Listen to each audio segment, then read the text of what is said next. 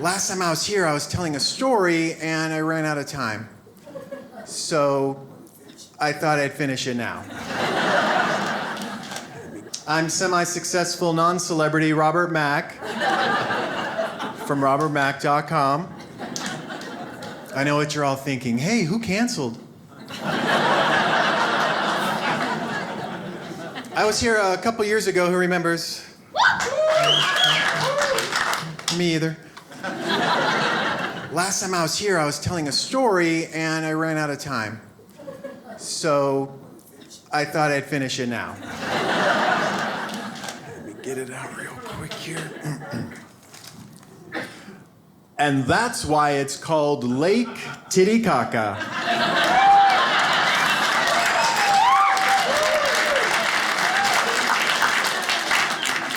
The end. Sorry about the cliffhanger, but you know you want to hear that one again. I come from a large family, Homo sapien. Any others? Oh, wow, a bunch of homos. I took the 23andMe DNA test, and I'm mostly Polish and other Eastern European, and then some other European, and a little bit of Native American, and I'm 1.3% Jeff Goldblum.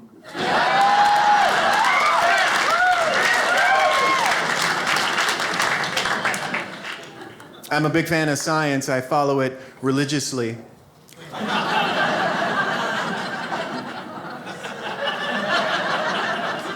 And the famous scienceman Charles Darwin once told me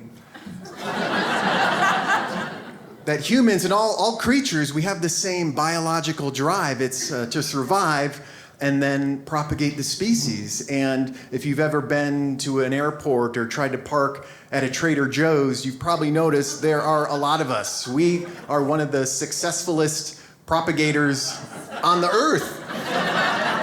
So much so now that we're choking the planet, which we need to live. We're not done with the lease yet, and I don't think we're gonna get our deposit back because global warming is out of control, but I have a great idea on how to fix it. Everybody needs to run their air conditioner all the time with their windows open.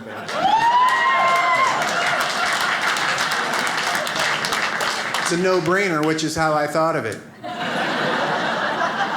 When you're hot, you turn on the air. When the planet's hot, just turn on the air. What could be obviouser than that? I got the idea when I saw a cat go from the sun to the shade. Yeah, when hot, add cold. You'll be less hot. I don't know what part of that flow chart is tripping all you guys up, but even Mr. Pickles has it figured out, all right? It's not rocket surgery, okay?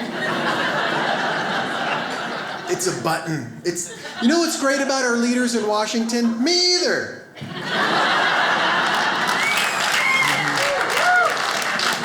It's all talk and no action. It's not greenhouse gases I'm worried about. It's those White House gas bags, because all their hot air is only making the globe even warmer. So now we got a big problem and a whole bunch of complainers, but only one thinker. Moi. I'm a problem thinker. I've got a problem thinking right now. It's called Operation Chill Off, which is what everyone needs to do, just chill off. That's what my mom, Pat, always says to me, because sometimes it gets too hot in the basement for me to sleep, but I didn't come here tonight to talk about Pat because she's not the boss of me right now. I came here to share great ideas on how to lower temperatures around the world. Here's one: convert to the metric system.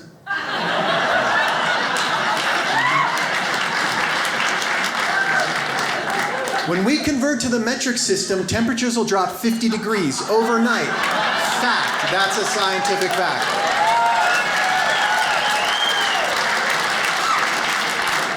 Convert, drop 50 degrees, instant global colding.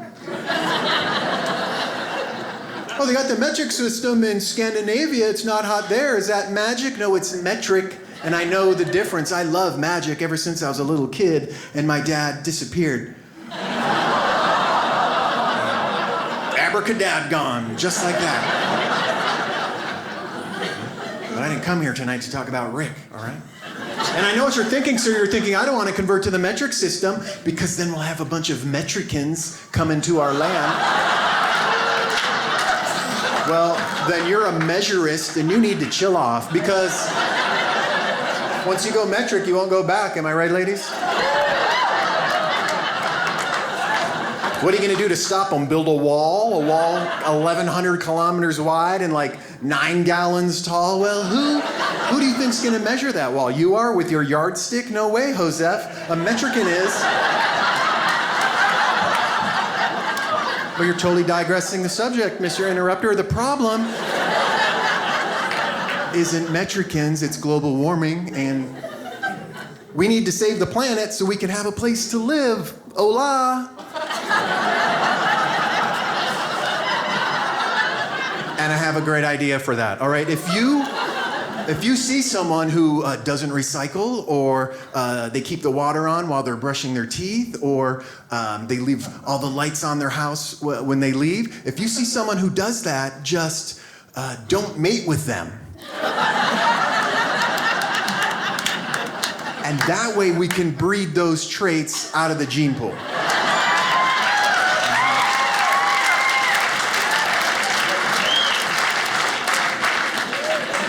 Don't mate, don't date, don't fornicate, don't propagate, don't copulate, don't even copafeel, all right? Because those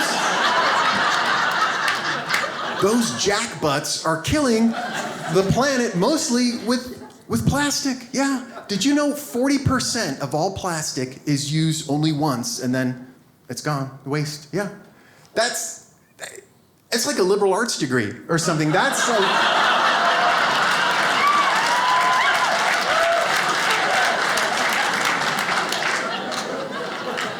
Whenever I order my iced double decaf butterscotch cappuccino, and it comes and there's a little bit of paper at the very top of the straw, I recycle that paper, all right? And then when I'm done, I get the straw and I feed it to baby dolphins. They love them. Yeah. They think they're little burritos, which are the perfect food, and they don't have hands, so that's the closest. I know... All right, I know about burritos. I grew up outside Detroit in a little town called Tucson, Arizona,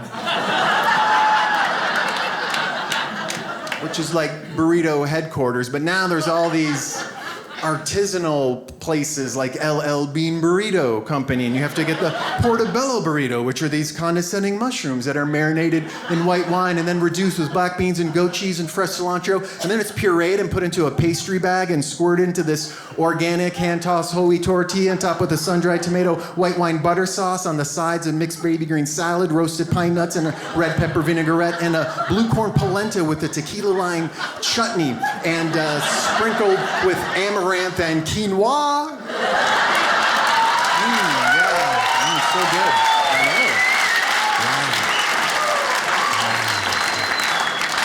know. Just the way the Incas had their burritos.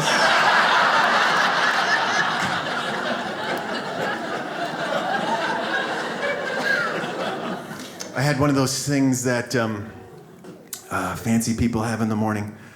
Day job. I had a day job, and the first thing you have to do when you have a day job is you have to get up early in the morning. And that's inconvenient for me because they don't give you a wake-up call from the office. Hello, rise and shine. Time to get out of your manjamas and come on down to the office so we could steal your best ideas. No, you have to get up on your own early in the morning. So I had to get this alarm clock. Have you seen these? Anyone? Bueller? It's like a regular clock, but it's hooked up with this alarming device. And what it does is it wakes you up abruptly in the morning, which is the best way to get up when you've been unconscious for a third of a day, according to napticians and sleepologists. You don't want to get up gradually. No, you get up like a jackrabbit. Oh, wow. Don't want to miss the rush hour, right? So you get up and you shower and you pee-pee and you have some coffee. And for me, that's too many hot liquids at one time. I don't think that's good for your system to have hot liquids coming in and going out and getting shot at you, but that's what you do. You wake up and it's hot liquid, hot liquid, hot liquid. And then you go outside and It's unbelievable how many people are outside in the morning time. You wouldn't believe how unbelievable it is. Believe me. I would guess like 50% or maybe even as many as half of all the people are up in the morning, and they're not all sparkly faced about it, right? There's a million people there, they're all trying to get over here, and there's a million people here, and they're all trying to get over there. It's really not organized well at all. You know, why don't you guys live there and work over there, and you guys could live here and work over here? But no, they want to do this Chinese fire drill every morning for 3 hours. I would take the number 9 bus, which I call the Comet, because it comes once every 78 years. And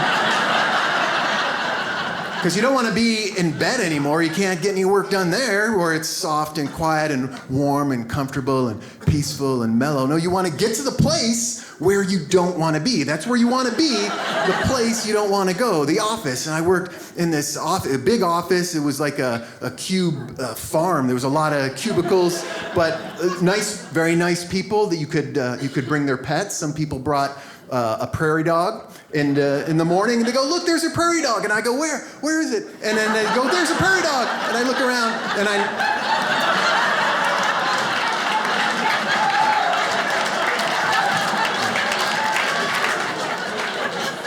I never saw him, but that doesn't diminish their experience. And they asked me to make some coffee, and they said the coffee was the best they've ever had, and nobody after that was allowed to make coffee or even go anywhere in the kitchen, so they were really nice to me. But I had to stop working there because it's none of your business. But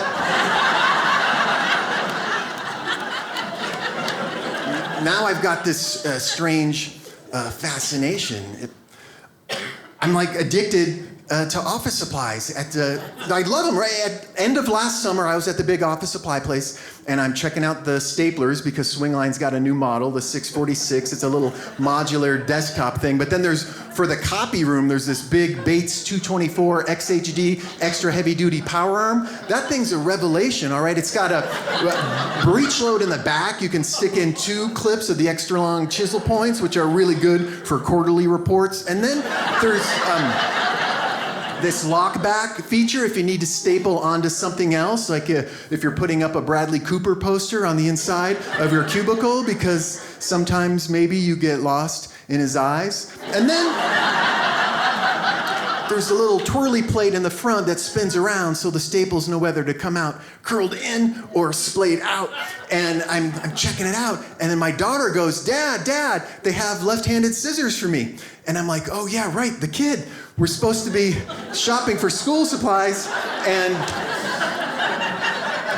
so I put down the Bates 224 XHD extra heavy duty power arm, and she's on the school side. I'm on the office side where they have office furniture and the little fridges that you could hide under your desk, and then the motivational sayings that are etched onto rocks. So there's a bunch of the rocks that say, don't talk to me till I've had my coffee, or you're gonna crush it today, or work isn't what you should do or what you plan to do, work is what you do. And so there's...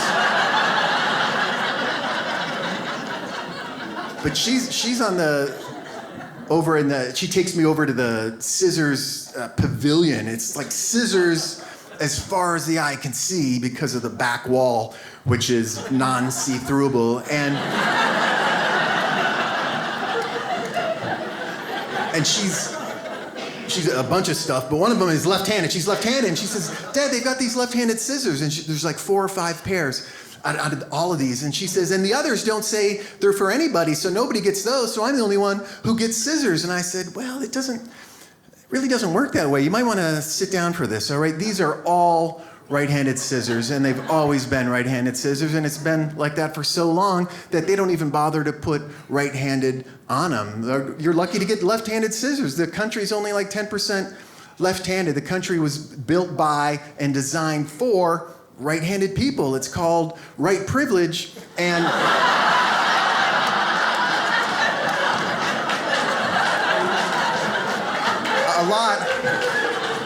a a lot of right-handed people, for nothing they've done, just the quirk of how they were born, have certain advantages that makes things easier for them. And everything's designed to make it easier for right-handed people, like the buttons on the elevators and apps and fishing rods and pencil sharpeners and mugs and the writing on pens and voting machines and all of this stuff. And then and there are even white supremacists. And if they saw your left-handed scissors, they'd get really mad and say, why does she get something special and different? Everyone should be the same. Everyone should be like us, right-handed. And she goes, yeah, I know, because in Africa, at the orphanage where I grew up, in Africa, they made us color and draw with our right hands. And you remember that I'm from Africa and that I'm black, Dad, right? And I said, yes, obviously, but the audience hasn't figured that out yet. And that's not what I'm talking about at all. I'm talking about how you're left-handed, a person of left. And when you're a professional communicator, of which being good at, I am one of them guys, I share my great ideas with people, and a lot of times my great ideas are so high over people's heads, I'll actually see them roll their eyes upward to try to see my thoughts as they escape beyond, the grasp of understanding. And so she's rolling her eyes, and I said, don't roll your eyes, let's finish. We got your scissors, what's left? There's only one thing left on the list. Paper, all right, we'll get it's white paper. And she said, that's fine. Don't worry, Dad. Left-handed scissors cuts white paper. And then I said, yeah, but motivational rock that says you're gonna crush this, crushes scissors, another unearned victory for white privilege. I know. I know it says that we're all created equal, but I mean, come on, it's not the Bill of Lefts, all right? It's the Bill of Rights.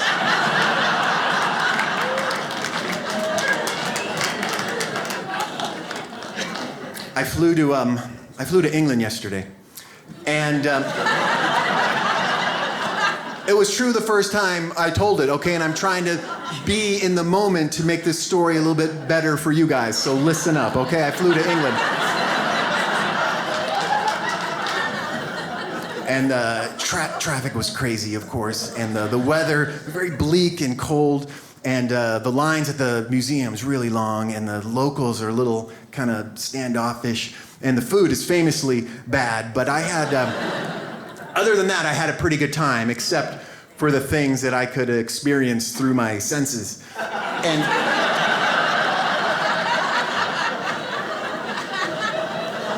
at one time, England had the biggest empire in the world. They used to say the sun never sets on the British Empire, and now it's just like, oh, night night, because they're just back down to the rumor, which may or may not be true, I call it a trumor. The trumor is they were so busy conquering the world that they never learned how to cook, because they would just take over the cuisines of all the other countries. And it's true. I went there, and here's a little secret of cooking. If you want something to be better, you add something better to it. I mean, it's obvious.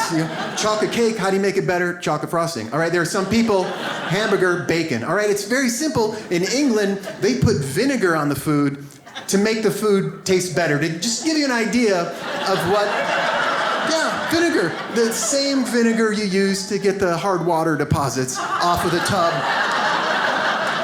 tastes better than the food. Just to give you an idea of what we're starting with. I tried something called the full English breakfast, which sounds pretty impressive. They've been serving the same breakfast for 2,000 years, which is impressive until you realize there have been a lot of culinary advancements in the last 2,000 years, like the invention of flavor, for instance.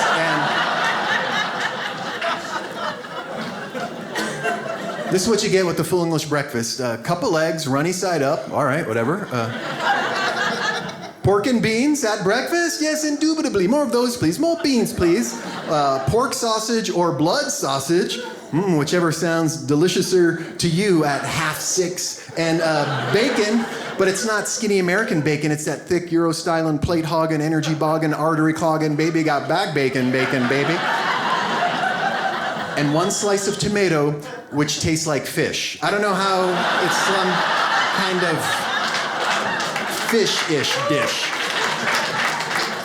And on a separate non-cholesterol plate, you get toast. And I thought, well, thank goodness, how can you mess up toast, right? Well, let me count the ways, because over there, it comes out burned, yet cold, and dry, and flavorless, and they cut it into triangles. So really what you have is a plate full of these little wheaten trowels used to transport the fat and cholesterol from the plate to their gob, which is what they call, that's what they eat every day, eggs and beans and sausage and bacon. And I'm no healthologist, but I don't think you should be starting your day with 4 foods from the lard group. That's probably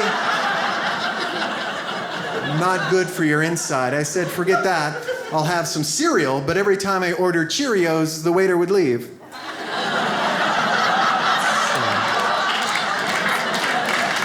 Yes,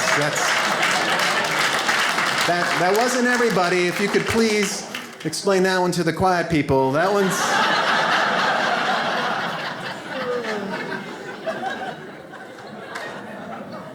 I travel a lot because I'm better than you. And I just got a free night at a hotel, okay? It's called Comfort Inn, and it really lives up to its name because comfort means a place of peace and well-being. And inn means not like incompetent or inept, because they're really not ept at the Comfort Inn. How do you get a free night at a hotel? It's easy. Get bumped from a flight on Delta. And how do you get bumped from a flight on Delta? Book a flight on Delta.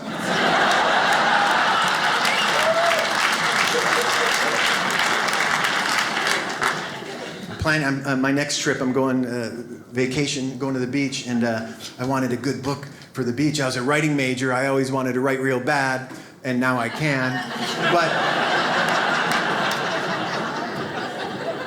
where I went to school, you had to sell the books back after your class if you wanted to eat.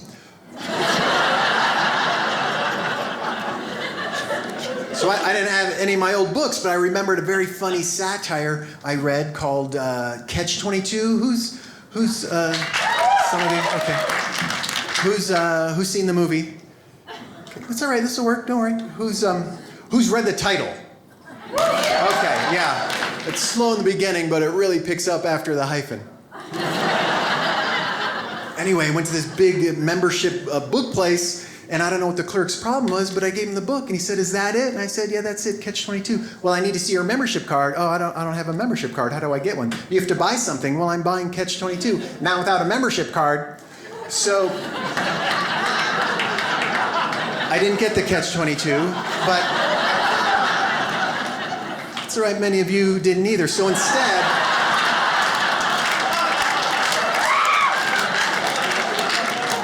I got To Kill a Mocking Clerk is what I got. It's in the how-to section, next to Death of a Salesman. That guy was a real Moby.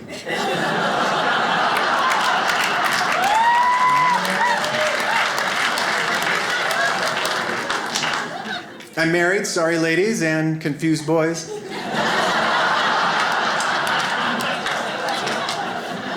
People ask, what app did you guys use? We met the old-fashioned way. I plundered her village.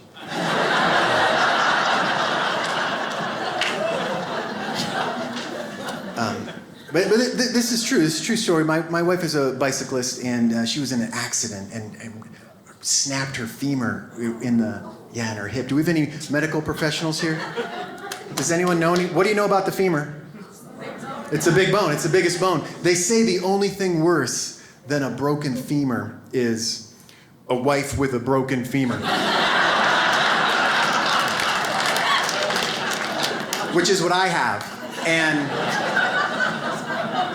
it's no walk in the park, I'll tell you that, because for 2 weeks after the accident, you can't even sit down when you have a wife with broken femur.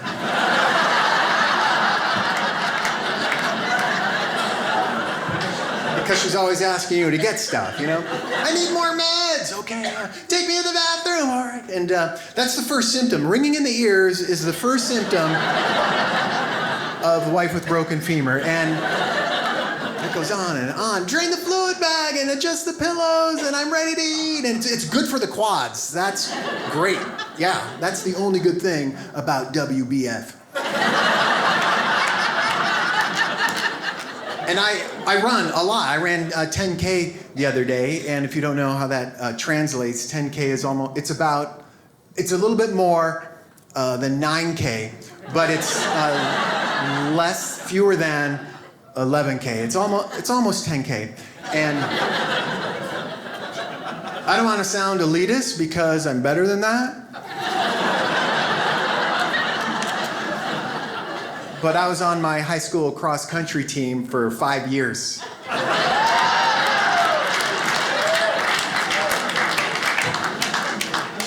Basically what you do is you run across the country. That's why it's called Lake Titicaca. The end.